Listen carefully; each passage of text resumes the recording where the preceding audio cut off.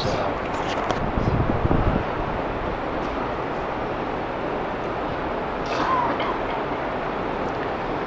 الحمد لله رب العالمين والصلاة والسلام على أشرف الأنبياء والمرسلين وخاتم النبيين محمد وعلى آله وصحبه ومن تبعهم بإحسان ودعا بدعوتهم إلى يوم الدين. أما بعد فأعوذ بالله من الشيطان الرجيم. بسم الله الرحمن الرحيم. قال الله تبارك وتعالى: إياك نعبد وإياك نستعين اهدنا الصراط المستقيم صراط الذين أنعمت عليهم غير المغضوب عليهم ولا الضالين. وعن أبي هريرة رضي الله تعالى عنه قال: قال النبي صلى الله عليه وسلم: دع المحارم تكن أعبد الناس أو كما قال عليه الصلاة والسلام. میرے محترم بزرگوں، عزیز دوستو، دینی اسلامی بھائیوں، اللہ رب العالمین نے محمد عربی صلی اللہ علیہ وسلم کے ذریعے سے ہم کو جو دین عطا فرمایا ہے وہ ایک کامل اور مکمل دین ہے، اور اللہ رب العالمین نے جہاں نبی کریم صلی اللہ علیہ وسلم کو دین کے احکامات عطا فرمائے تو وہاں نبی کریم صلی اللہ علیہ وسلم نے ان دینی احکامات اور قرآنی آیات کی تشریح فرمائی، اور صحابہ اکرام رضوان اللہ اجمعین نے ان تشریحات کو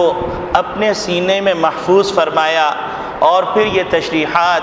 تابعین تک منتقل کی، اور تابعین نے تبع تابعین، اور تبع تابعین نے ائمۃ المجتہدین تک پہنچائیں، اور یہ سلسلہ مدون صورت میں ہم تک پہنچ گیا. نبی کریم صلی اللہ علیہ وسلم نے جو دین عطا فرمایا وہ دین قیامت تک کے لیے محفوظ کر دیا گیا. یہی وجہ ہے کہ نبی کریم صلی اللہ علیہ وسلم کے وصال فرما جانے کے بعد کچھ لوگوں نے، کچھ قبیلے والوں نے حضرت ابو بکر صدیق رضی اللہ تعالی عنہ کے زمانے میں کہا کہ ہم نماز بھی پڑھیں گے، روزہ بھی رکھیں گے، حج بھی کریں گے، اور قرآن کو بھی مانتے ہیں، اور تمام باتوں کو مانتے ہیں، لیکن ہم زکوٰۃ ادا نہیں کریں گے. یہ ایک ایسا موقع تھا کہ یہاں پر تمام مورخین کے قلم کے اوپر ارتعاش طاری ہو گیا. یہ ایسا موقع تھا کہ دنیا دنگ رہ گئی تھی کہ نبی کریم صلی اللہ علیہ وسلم جو آفاقی مذہب لے کے آئے ہیں، اور نبی کریم صلی اللہ علیہ وسلم کے پردہ فرما جانے کے بعد ایسی صورتحال رونما ہو گئی، تو اس وقت نبی کریم صلی اللہ علیہ وسلم کے وارثین کیا فیصلہ کریں گے؟ کہ ایک طرف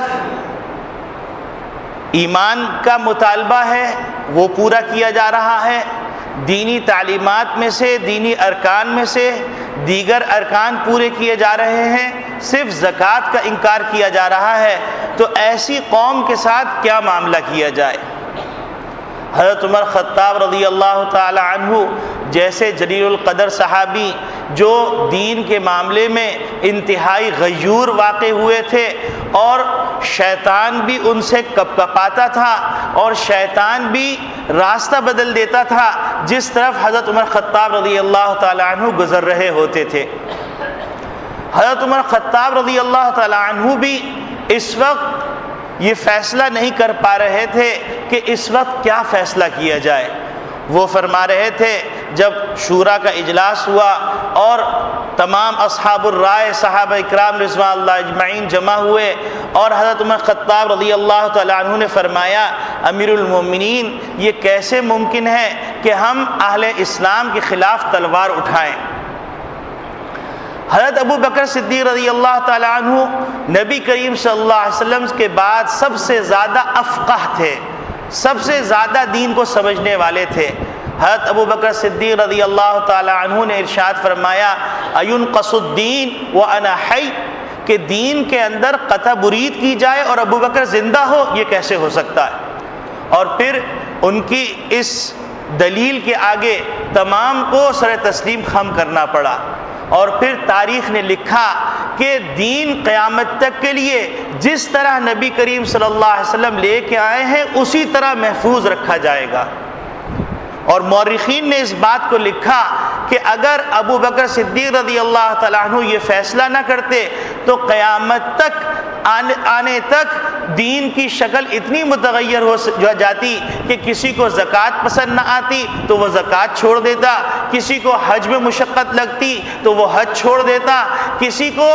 روزے کے اندر مشقت لگتی تو وہ روزہ چھوڑ دیتا اور پھر بھی اپنے آپ کو مسلمان سمجھتا۔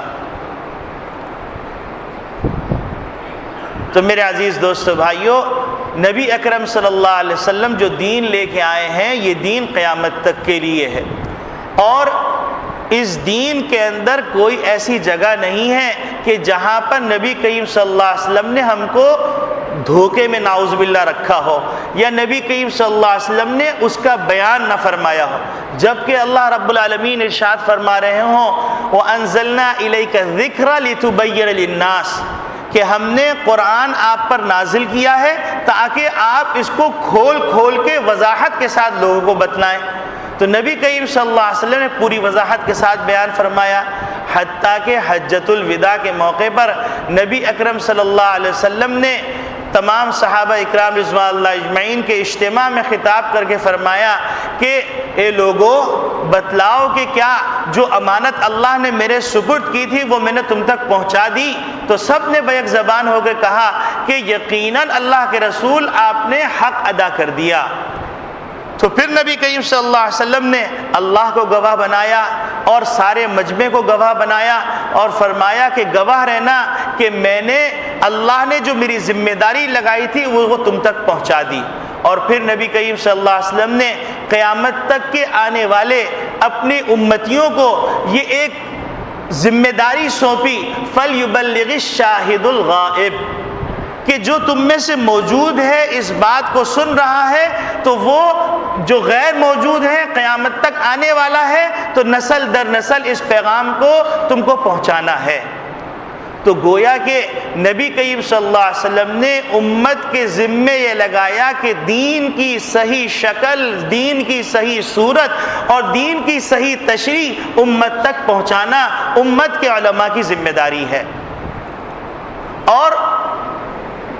اس کے اندر قطع برید، اس کے اندر کمی بیشی ہرگز گوارا نہیں کی جائے گی کہ کوئی آدمی اپنی مرضی سے تشریح کر دے، کوئی آدمی جو جمہور کا مذہب ہے، جمہور کا قول ہے، اس جمہور کے قول کو چھوڑ کر اپنی تفرد کی راہ اختیار کر لے تو کبھی امت اس کے اوپر راضی نہیں ہوگی۔ یہی وجہ ہے کہ نبی کریم صلی اللہ علیہ وسلم نے فرمایا لا تزال طائفة من امتی ظاہرین علی الحق، کہ قیامت تک میری امت میں ایک گروہ ایسا ہوگا جو وہ حق پہ قائم رہے گا۔ تو معلوم یہ ہوا قیامت تک کے لیے نبی کریم صلی اللہ علیہ وسلم نے یہ خوشخبری سنا دی کہ حق کے اوپر قائم ایک گروہ ضرور رہے گا۔ بے شک فتنے بھی آئیں گے اور مختلف قسم کی فکری ارتداد بھی آئے گا، نظریاتی ارتداد بھی آئے گا، لوگ اپنی روشن خیالی سے عجیب غریب تشریحات بھی کریں گے، لیکن اس کے باوجود ایک گروہ ایسا رہے گا جو اسلام کی صحیح تصویر جو صحابہ اکرام رضوان اللہ اجمعین نے نبی کریم صلی اللہ علیہ وسلم سے سیکھی اس تصویر کو اپنے سینے سے لگا کر رکھے گا، اس میں کمی بیشی گوارا نہیں کرے گا، جیسا کہ حضرت ابو بکر صدیق رضی اللہ تعالی عنہ نے کمی بیشی کو گوارا نہیں فرمایا۔ میں نے آپ کے سامنے قرآن کریم کی سورہ فاتحہ کی چند آیات پڑھی اور حضرت ابو ہریرہ رضی اللہ تعالیٰ عنہ کی ایک روایت کا ایک ٹکڑا پڑھا جو گزشتہ جمعے بھی عرض کیا گیا تھا۔ آیت جو میں نے تلاوت کی اس میں اللہ رب العالمین نے اپنی مخلوق کو تعلیم دی ہے کہ تم یوں کہو ایاک نعبد و ایاک نستعین، اے اللہ ہم آپ ہی کی بندگی کرتے ہیں، یعنی ہم آپ کے سوا کسی کی بندگی کر نہیں سکتے، جتنا بڑا سورما ہو، جتنا بڑا طاقتور ہو، جتنا بڑا معزز ہو، لیکن اگر بندگی کرنی ہے تو ہم کو صرف اور صرف اللہ کی بندگی کرنی ہے۔ وَإِيَّاكَ نَسْتَعِينُ، اور اے اللہ ہم آپ ہی سے مدد مانگتے ہیں۔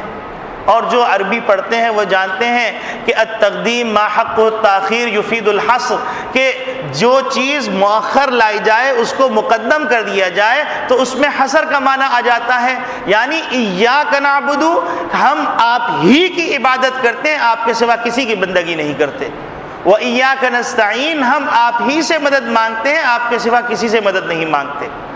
اور پھر اس کے بعد ہم کو تعلیم دی گئی کہ ہم یوں دعا کریں، اللہ سے درخواست کریں، اور یہ آیات قیامت تک کے لیے ہیں، تو لہٰذا قیامت تک ہر نماز کے اندر، 5 وقت کی نماز کے اندر، سنتوں میں، نوافل میں یہ دعا ہر مسلمان مانگتا ہے، کیونکہ جب تک خاتمہ بالخیر نہیں ہو جاتا اس وقت تک مسلمان خطرے میں ہی ہے کہ کس وقت بھٹک جائے، کس وقت گمراہ ہو جائے، کس وقت باطل کے جھکڑ کے تلے دب جائے، کس وقت وہ باطل کی ہواؤں میں بہہ جائے، ہواؤں میں اڑ جائے، خس و خاشاک کی حیثیت اختیار کر جائے۔ تو ہم کو تعلیم دی گئی کہ اہدنا الصراط المستقیم، کہ اے اللہ ہم آپ سے سیدھے راستے کا سوال کرتے ہیں۔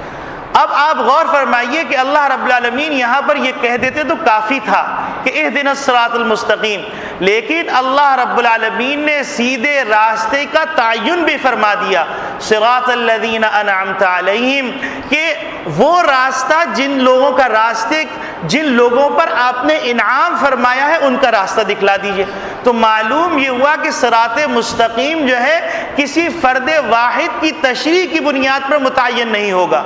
بلکہ صراط مستقیم کون سا ہے؟ ان لوگوں کا راستہ ہے جن پر اللہ نے انعام فرمایا۔ اب اللہ نے کن پر انعام فرمایا؟ قرآن خود ہی بتاتا ہے، اولئک الذین انعم اللہ علیہم من النبیین والصدیقین والشہداء والصالحین، یہ افراد ہیں جن کے اوپر اللہ نے انعام فرمایا۔ تو گویا نبیین کا راستہ، صدیقین کا راستہ، شہداء کا راستہ، صالحین کا راستہ وہ سیدھا راستہ ہے، اور اس کے علاوہ کتنا بھی 30 مار خان ہو، وہ کوئی راستہ متعین کر کے کہتا ہے کہ ھذا صراط مستقیم، تو اس سے کہا جائے گا کہ ہم کو جو اللہ کے رسول نے پیمانہ دیا ہے، قرآن نے جو صراط مستقیم کا پیمانہ دیا ہے، وہ ہے اولئک الذین انعم اللہ علیہم من النبیین والصدیقین والشہداء والصالحین۔ تو اس کے علاوہ کسی کی تشریح قابل قبول نہیں،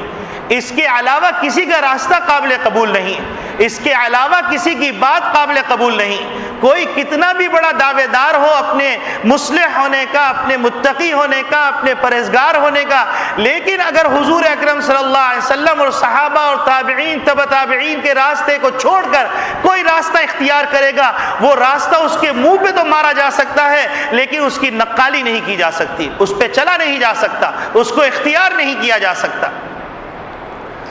تو نبی کریم صلی اللہ علیہ وسلم نے،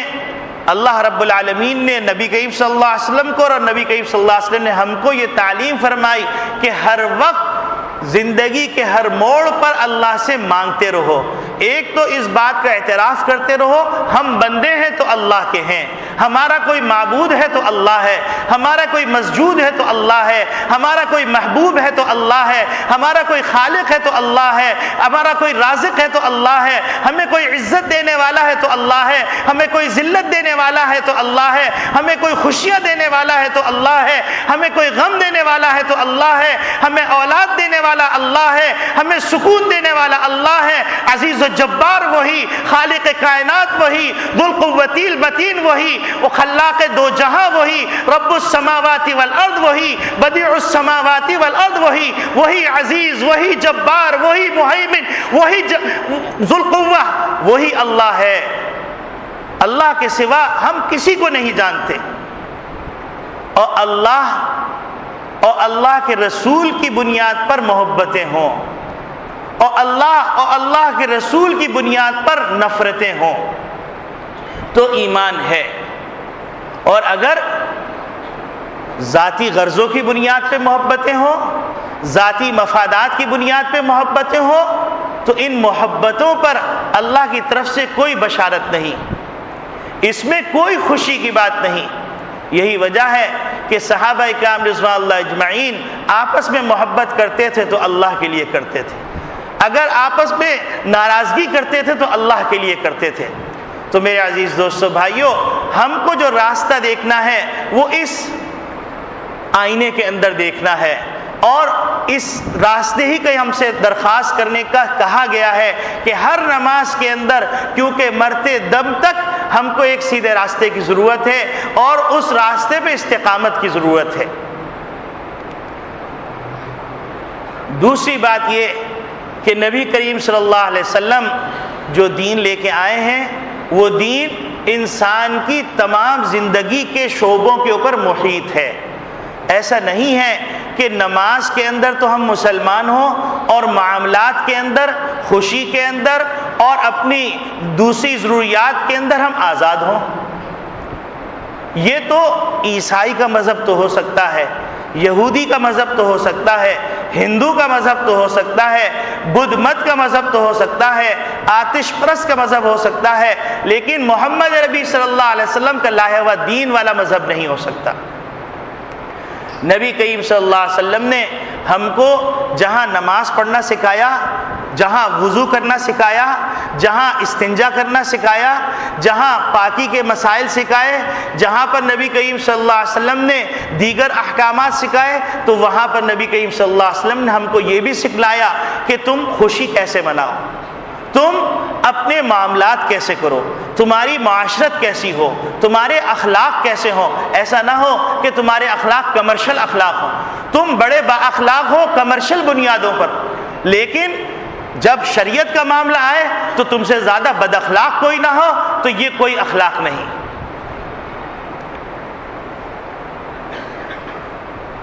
اور پھر ایک نابینا ہے، اس نابینا کو نظر نہیں آ رہا تو وہ بد نگاہی نہیں کر رہا تو اس کا کوئی کمال نہیں، لیکن ایک بینا ہے، اس کو نظر آ رہا ہے، وہ نگاہوں کی حفاظت کر رہا ہے تو یہ کمال ہے. اگر ہم جب تک اپنی روزمرہ زندگی گزار رہے ہیں اس میں کوئی اللہ کا حکم ہماری مرضی کے خلاف نہیں آ رہا، ہم وہ اللہ کی اطاعت کر رہے ہیں، تو یہ کوئی کمال کی بات نہیں. کمال کی بات تو یہ ہے کہ اللہ کا حکم ہماری مرضی کے خلاف ہو اور ہم اللہ کے حکم کے آگے سر تسلیم خم کر دیں. آج ہم جس معاشرے کے اندر زندگی گزار رہے ہیں اس معاشرے کے اندر یہ تو آپ کو نظر آئے گا کہ لوگ وظائف پوچھ رہے ہیں کہ کوئی وظیفہ بتا دیجئے کہ میرے کاروبار میں برکت ہو جائے، لمبی لمبی تسبیحات بھی پڑھ رہے ہیں اور دیگر معاملات بھی کر رہے ہیں، لیکن اس کے ساتھ ساتھ محارم سے بچ نہیں رہے. اللہ نے جن چیزوں کو حرام کیا ہے ان چیزوں سے بچ نہیں رہے. تو نبی کریم صلی اللہ علیہ وسلم نے اپنی امت کو اسی بات کی طرف متوجہ فرمایا کہ تم اللہ کے بندے بننا چاہتے ہو، اللہ کے عبادت گزار بننا چاہتے ہو، اللہ کے سب سے زیادہ برگزیدہ بندہ بننے چاہتے ہو، تو اس کے لیے کیا طریقہ ہے؟ دع المحارم، کہ تم محارم کو چھوڑ دو. اللہ نے جن چیزوں کو حرام قرار دیا ہے ان چیزوں کو چھوڑ دو. اب آپ دیکھیے کہ بہت سے ہم میں سے ہیں، اللہ رب العالمین ہم سب کو استعداد پیدا فرمائے، توفیق عطا فرمائے کہ ہم وہ کمزوریاں جو ہمارے اندر لاشعوری طور پہ آ گئی ہیں، وہ رسومات جو ہمارے اندر پیدا ہو گئی ہیں، ہم ان رسومات کو سمجھیں اور سمجھ کر نوچ کے اپنے اندر سے نکال کے پھینک دیں. اب آپ دیکھیے کہ بہت سے احباب ہوں گے جو نماز بھی پڑھ رہے ہیں، پہلی صف میں نظر بھی آ رہے ہیں اور اسی طریقے سے اذکار بھی کر رہے ہیں، روزہ بھی رکھ رہے ہیں، صدقات خیرات بھی کر رہے ہیں، دیگر خیر کے کاموں میں بھی ہیں، لیکن جب شادی کا موقع آئے تو اس وقت اللہ کے تمام احکامات کا جنازہ نکال دیا جائے. سوچنے کی بات یہ ہے کہ اللہ کے رسول نے کیا نکاح کے حوالے سے، شادی کرنے کے حوالے سے ہم کو کوئی بات نہیں بتلائی؟ کیا ہم کو ایسے ہی شتر بے مہار چھوڑ دیا؟ جس اللہ کے سامنے ہم کھڑے ہو کر یہ اعتراف کرتے ہیں کہ ایاک نعبد و ایاک نستعین، اے اللہ ہم آپ ہی کی بندگی کرتے ہیں، اس اللہ کے سامنے اعتراف کر کے اور اس اللہ کے سامنے اس بات کا اظہار کر کے کہ اے اللہ ہم آپ کی بندگی کرتے ہیں، تو اس اللہ نے ہم کو خوشی کے کوئی احکامات نہیں سکھلائے۔ آپ دیکھیں گے کہ نکاح کی تقریب ہے اور نکاح کی تقریب کے اندر وہ گناہ، وہ معاصی، وہ حرکتیں جو ہندوانہ طریقہ کار کے اندر ہونی چاہیے یا ہوتی ہیں، ان کو تمام طریقوں کو ہم اپناتے ہیں، اور ہم پھر بھی سمجھتے ہیں کہ ہم اللہ کے حکموں کو پورا کر رہے ہیں، پھر بھی ہم سمجھتے ہیں کہ ہم نمازی ہیں، پھر بھی ہم سمجھتے ہیں کہ ہم حاجی ہیں، پھر بھی ہم سمجھتے ہیں کہ ہم اللہ والے ہیں، پھر بھی ہم سمجھتے ہیں ہم اللہ والوں سے تعلق رکھنے والے ہیں۔ لیکن سوچنے کی بات یہ ہے کہ اللہ نے انعام فرمایا، ایک آدمی اس منعم حقیقی کے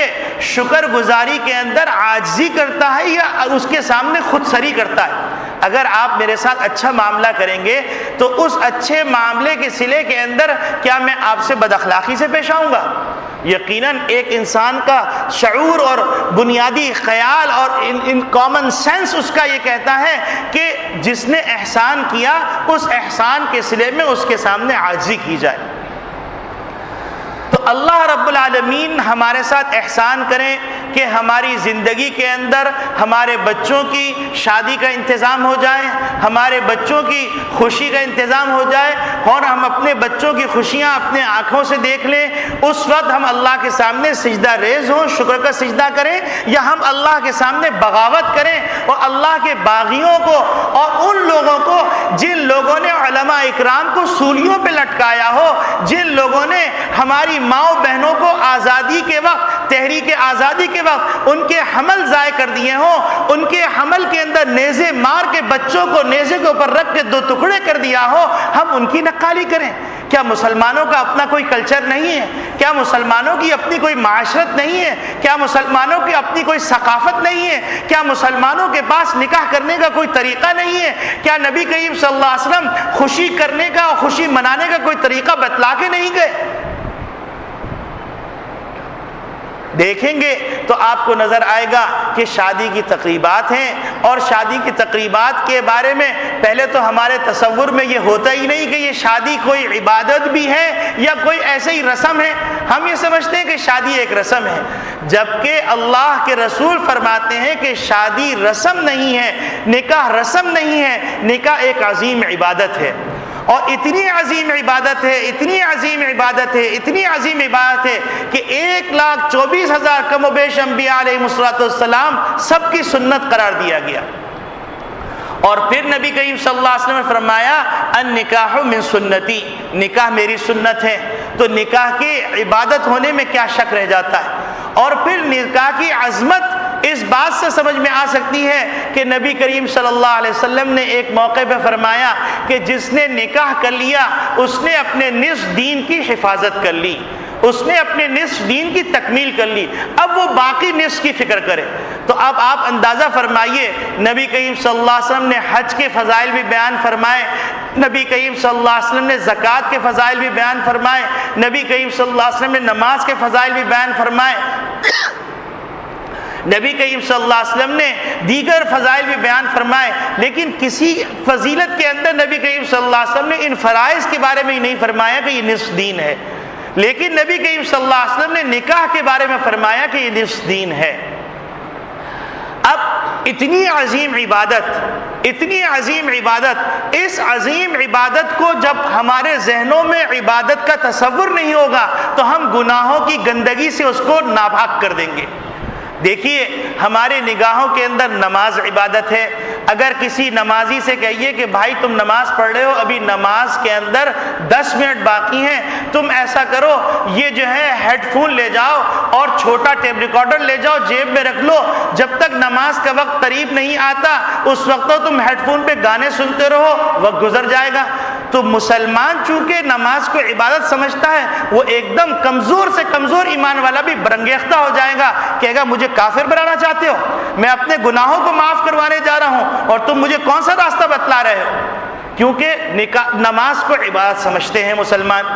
اسی طریقے سے اگر کسی مسلمان سے کہیے کہ میاں آپ حج کرنے جا رہے ہیں اور آپ حج کر رہے ہیں، تو حج کے اندر بڑی مشقتیں ہیں اور بہت سے اوقات ایسے آتے ہیں جو بالکل فارغ ہوتے ہیں، آدمی نماز بھی پڑھ لیتا ہے اور قرآن کی تلاوت بھی کر لیتا ہے، پھر بھی وقت بچ جاتا ہے، تو ایسا کرو میرے پاس کچھ CDs ہیں انڈین فلمز کی، انڈین موویز کی، اور یہ لیپ ٹاپ ہے، تم لے جاؤ اور وہاں پر تم منی عرفات کے جو فارغ وقت ہوگا، مزدلفہ میں جو فارغ وقت ہوگا، لیپ ٹاپ لگا کے فلم دیکھنا، جب حج کے ارکان ادا کرنے کا موقع آئے گا وہ بھی ادا کر دینا۔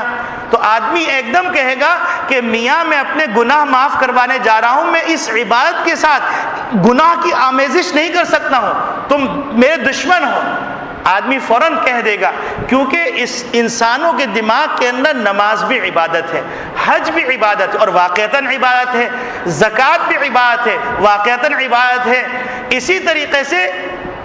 روزہ بھی عبادت ہے اور واقعتاً عبادت ہے۔ تو لہٰذا کوئی مسلمان روزے کے ساتھ کوئی گناہوں کی آمیزش نہیں کرنا چاہتا۔ آپ دیکھیے کہ روزہ ہے، شدید گرمی ہے، لیکن اس کے باوجود گھر میں کوئی نہیں ہونے کے باوجود مسلمان گلاس نکال کر پانی بھر کے ٹھنڈا پانی نہیں پیتا ہے، کیونکہ اس کو معلوم ہے میں عبادت کر رہا ہوں اور اس کے صلے میں مجھے جنت ملے گی۔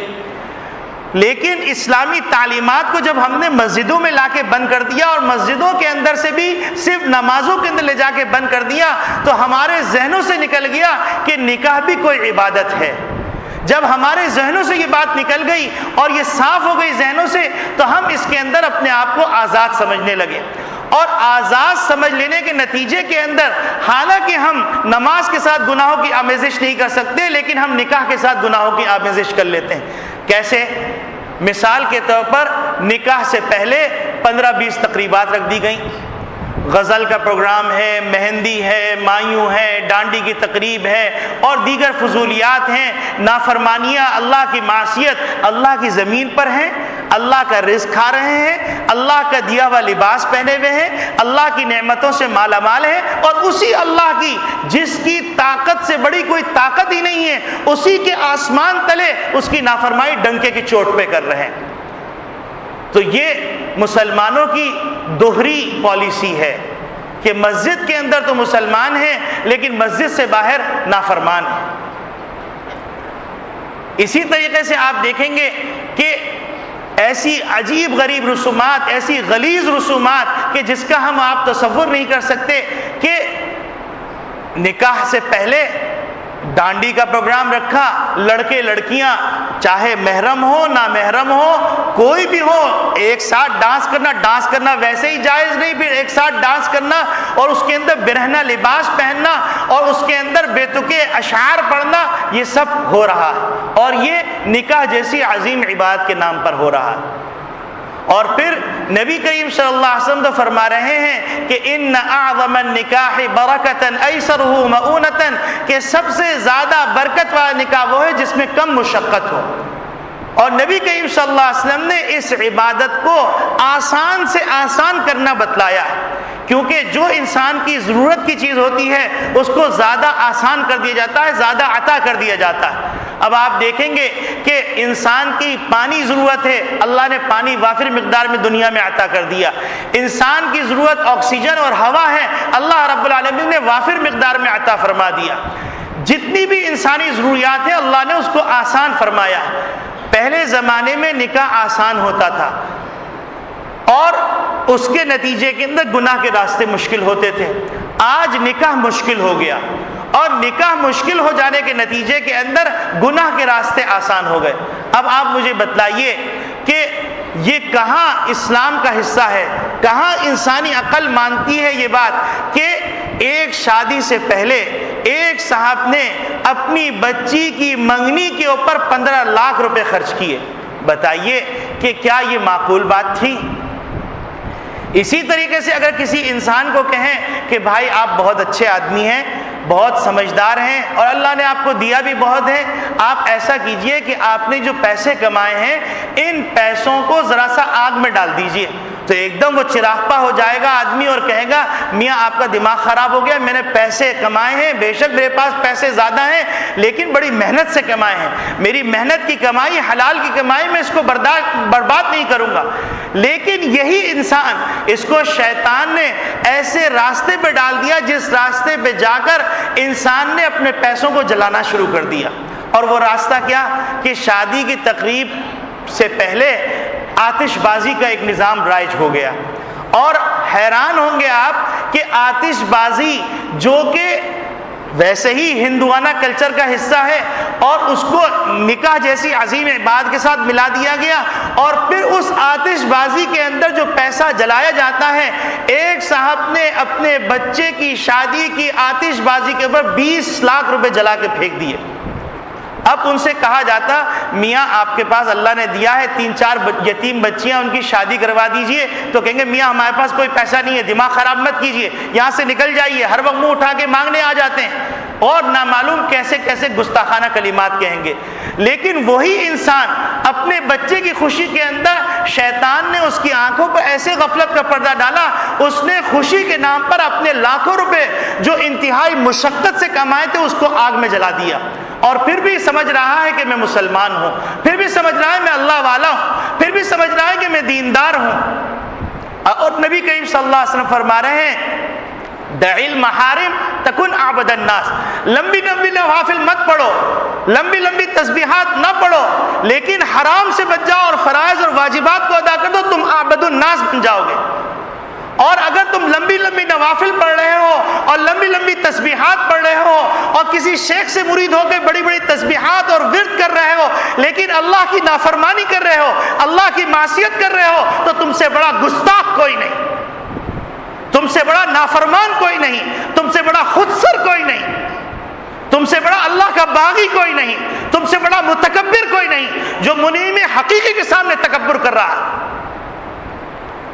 آپ مجھے بتلائیے کہ شادی کی تقریب ہے، شادی کی تقریب آج کل سب جگہ تقریبات چل رہی ہیں، آپ روزانہ مشاہدہ کر رہے ہوں گے کہ تھاپ اور ڈھول اور باجے والے اور پھر اس کے بعد ڈانس اور پھر اس کے بعد آتش بازی اور اللہ کی نامعلوم کیا کیا معصیتیں وہ سب ایک جگہ جمع کر دی جاتی ہیں۔ اب آپ سوچئے کہ آپ کو اپنے بچے کی شادی اور ولیمے کی دعوت دینی ہے، تو ولیمے کی دعوت دینے کے لیے آپ جو کاغذ استعمال کریں اس کا مقصد یہ ہونا چاہیے کہ یہ اطلاع ہے، اور اطلاع کے لیے آپ ایک سادہ کاغذ کے اوپر آپ جو اچھا کاغذ لے لیں، 67 گرام کا کاغذ لے لیں، آپ 72 گرام کا کاغذ لے لیں، 80 گرام کا کاغذ لے لیں، اور اس کاغذ کے اوپر آپ اچھی طرح کمپوز کروا کے چھوٹے سے لفافے میں رکھ کے گھروں میں بھیج دیجئے۔ آپ حیران ہوں گے کہ ایک صاحب نے اپنی بچی کی شادی کی تقریب کے اوپر کارڈ چھپوائے، ان کارڈوں کی لاگت 4 لاکھ روپے تھی۔ اب آپ مجھے بتلائیے کہ کیا یہ 4 لاکھ روپے ہمارے اس معاشرے کے اندر کتنے لوگ ہیں جو انہیں پیدائش سے لے کے مرنے تک شاید 4 لاکھ روپے نہیں دیکھیں گے؟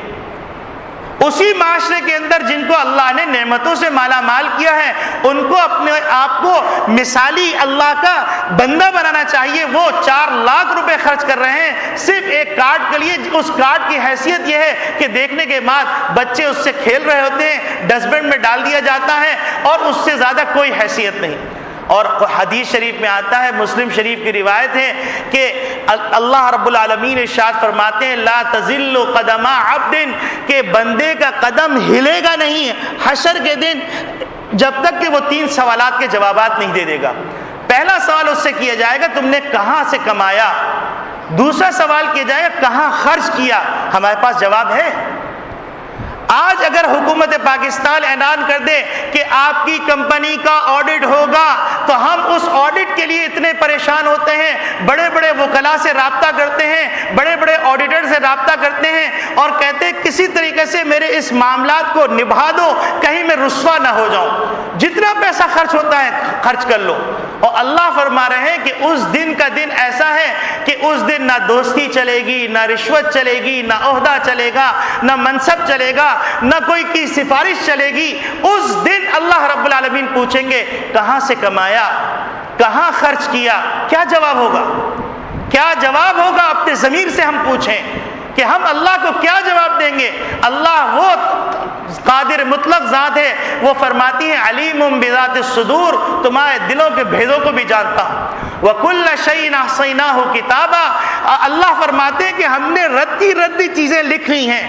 اللہ فرماتے ہیں کہ اس دن آنے سے پہلے ہم اس دن کی تم کو کیفیت بتا رہے ہیں۔ مَا لِهَذَا الْكِتَابِ لَا يُغَادِرُ صَغِيرَةً وَلَا كَبِيرَةً إِلَّا أَحْصَاهَا، بندہ حسرت سے کہے گا کہ ہائے یہ کیسا نام اعمال ہے، اس میں معمولی باتوں کو بھی نہیں چھوڑا، وہ بھی لکھ لی گئی۔ اللہ نے پہلے بتا دیا فَمَن يَعْمَلْ مِثْقَالَ ذَرَّةٍ خَيْرًا يَرَهُ وَمَن يَعْمَلْ مِثْقَالَ ذَرَّةٍ شَرًّا يَرَهُ، معمولی ذرے کے برابر جو نیکی کرو گے وہ بھی دیکھ لو گے، اور معمولی ذرے کے برابر جو معصیت کرو گے وہ بھی دیکھ لو۔ تو میرے عزیز دوستو بھائیو، نبی اکرم صلی اللہ علیہ وسلم ارشاد فرما رہے ہیں دع المحارم تکن اعبد الناس، تم اللہ کے انتہائی اعلیٰ درجے کے بندے بننا چاہتے ہو تو اس کا نسخہ یہ ہے کہ محرمات کو چھوڑ دو، اللہ کی معصیت کو چھوڑ دو۔ آپ مجھے بتلائیے یہاں پر اگر اس کمیونٹی کے لوگ موجود ہیں تو ان کو بھی یہ پیغام ہے کہ اپنی کمیونٹی کی سطح پر اس بات کو چلائیں کہ ہندوانہ کلچر کو چھوڑ دیا جائے، اس کو اپنے پاؤں تلے رون دیا جائے اور دھتکار دیا جائے۔ آپ مجھے بتلائیے کہ کسی باپ کے ہاں بیٹیاں پیدا ہو جائیں تو یہ کیا گناہ کی بات ہے؟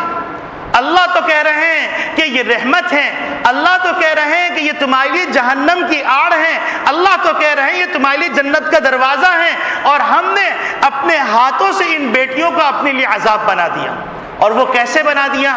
بہت سی کمیونٹیوں میں ایک عجیب رواج ہے، وہ رواج یہ ہے کہ لڑکے کی شادی ہوگی تو شادی ہونے کے لیے لڑکی کی پگڑی رکھی جائے گی، اگر وہ انجینئر ہے تو اتنے لاکھ روپے لڑکی والے دیں گے، اگر وہ ڈاکٹر ہے تو اتنے لاکھ روپے دیں گے، اگر وہ فلاں ہے تو اس کے حساب سے اس کی قیمت الگ ہے۔ اس کے بعد لڑکی والوں کی ذمہ داری کیا ہے؟ اس کے بعد لڑکی والوں کی ذمہ داری یہ ہے کہ لڑکے کو فلیٹ خرید کے دیں اور گھر خرید کے دیں، جس اسٹینڈرڈ کا لڑکا ہے اس اسٹینڈرڈ کا اس کو گھر دیں، پھر اس گھر کو ڈیکوریٹ کر کے دیں، اور پھر اس کے ساتھ ساتھ گاڑی اور دیگر لوازمات بھی دیں۔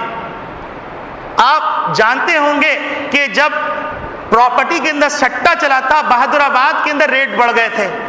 70 گھرانوں کے ہاں منگنیاں صرف اس وجہ سے ٹوٹی کہ ان کے باپ نے اپنی بیٹی کے جہیز کے اندر جو فلیٹ دینے کا ارادہ کیا تھا اس کی قیمت 50 لاکھ تھی اور ان کی استعداد 50 لاکھ تھی، وہ فلیٹ 80 لاکھ کے ہو گئے۔ تو دولہا والوں نے جو ساری رسومات ادا کر چکے تھے انہوں نے کہا 80 لاکھ کا فلیٹ دیجئے یا ہماری طرف سے 2% جواب لے لیجئے۔ 80 منگنیاں ٹوٹ گئیں۔ یہ کیا اسلامی معاشرہ ہے؟ یا اسلامی احکامات کو پورا کیا جا رہا ہے؟ یہ اللہ سے بغاوت کی جا رہی ہے، اللہ کی نافرمانی کی جا رہی ہے، اللہ کی مخلوقات پہ ظلم کیا جا رہا ہے۔ اسی طریقے سے ایک منحوس قسم کی لعنت جو ہمارے معاشرے کا حصہ بن گئی ہے وہ جہیز کی لعنت ہے۔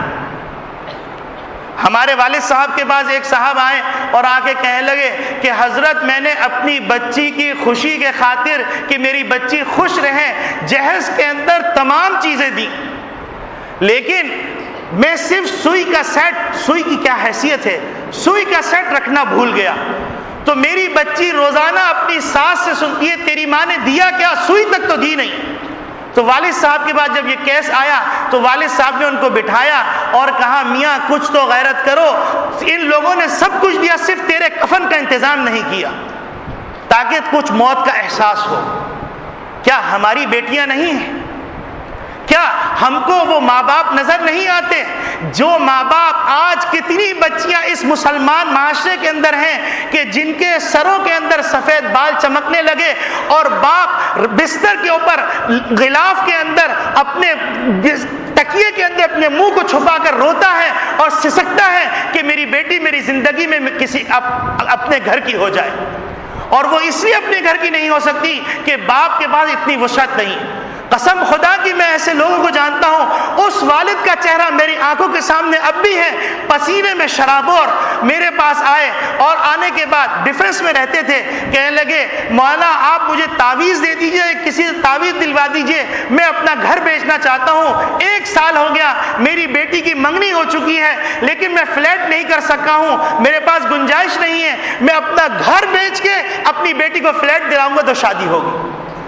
اور میں جانتا ہوں اس شخص کو کہ اس نے اپنا گھر بیچا، گھر بیچ کے وہ خود کرائے پہ چلا گیا چھوٹے سے فلیٹ کے اندر، اور اپنی بیٹی کی عزت کے خاطر اس نے فلیٹ دیا۔ یہ کون سا کلچر ہے؟ یہ انسانی کلچر ہے یا درندوں کا کلچر ہے؟ میرے عزیز دوستو بھائیوں، ہم اسلام کے راستے کو چھوڑ کر اپنا بھی نقصان کر رہے ہیں، اپنی نسلوں کا بھی نقصان کر رہے ہیں، اور یہی وجہ ہے کہ آج معاشرے کے اندر بے چینی ہی بے چینی۔ اور بے چینی کی وجہ کیا؟ وجہ وہ اگلی حدیث کے ٹکڑے کے اندر جو انشاءاللہ اللہ نے توفیق دی تو اگلے جمعے کو عرض کریں گے کہ ہم قناعت سے نکل گئے، ہم شوشا کے اندر آ گئے، فلاں صاحب کے پاس فلاں گاڑی ہے تو لہذا میں 10 گاڑیاں لیزنگ پہ لے لوں گا، چاہے میں لیزنگ پہ گاڑیاں لے کے ان کی قسط بھروں اور اپنے فیکٹری کے ملازمین کو 3 ماہ تنخواہ نہ دوں، لیکن معاشرے میں میری ناک اونچی رہے۔ والد صاحب فرمائے لگے کہ میاں ایک دفعہ ناک کٹوا لو جان ہی چھوٹ جائے گی۔ اور حقیقت یہ ہے کہ آج معاشرے کی بے چینی اس لیے نہیں ہے کہ مولویوں نے ان کے اندر بے چینی پیدا کی ہے، مولوی تشدد پسند ہو گئے، اس وجہ سے نہیں کہ مدارس بہت زیادہ ہو گئے، اس وجہ سے نہیں ہے کہ قرآن حدیث کی تعلیم دی جا رہی ہے، بلکہ یہ ساری بے چینی اس وجہ سے ہے کہ ہم نے اللہ کے احکامات کو نہ صرف پس پش ڈال دیا بلکہ اپنے پاؤں تلے رون ڈالا۔ یہ اس سے زیادہ بڑا جرم ہے۔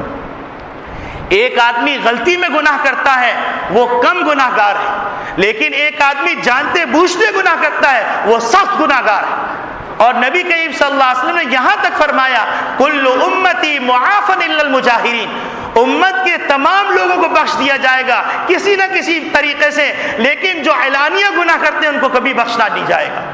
آج ہم اعلانیہ گناہ کر رہے ہیں اور ڈنکے کی چوٹ پہ کر رہے ہیں۔ ہم اپنی پیاری پیاری بچیوں کو جن کو ہم نے اپنے گودوں میں پالا، ان بچیوں کو ہم برہنہ کر کے بازاروں پہ لے کے جا رہے ہیں۔ ہم ان بچیوں کو اپنے اللہ اور اللہ کے رسول کے باغیوں کا لباس پہنا رہے ہیں اور سمجھ رہے ہیں کہ ہم بہت ماڈرنائز ہو گئے۔ اگر ماڈرنائز ہونا ہے تو سائنس اور ٹیکنالوجی میں ترقی کرو۔ یہ تمہارے محمد نبی صلی اللہ علیہ وسلم نے جب پوری دنیا سورج اور چاند اور دیگر مخلوقات کے سامنے سجدہ ریز تھی، اس وقت اللہ رب العالمین نے کہا تھا یہ تمام چیزیں تمہاری خدمت کے لیے پیدا کی گئی۔ سائنس کے دروازے محمد نبی نے کھولے تھے۔ سائنس اور ٹیکنالوجی نہیں سیکھتے، ہم وہ تعلیم حاصل نہیں کرتے۔ کہتے ہیں کہ علماء شدت پسند ہیں، علماء پست دماغ کے ہیں، حالانکہ علماء کہتے ہیں کہ بھائی اگر تمہیں روشن خیال بننا ہے تو روشن خیال بننے کے لیے تم علوم حاصل کرو۔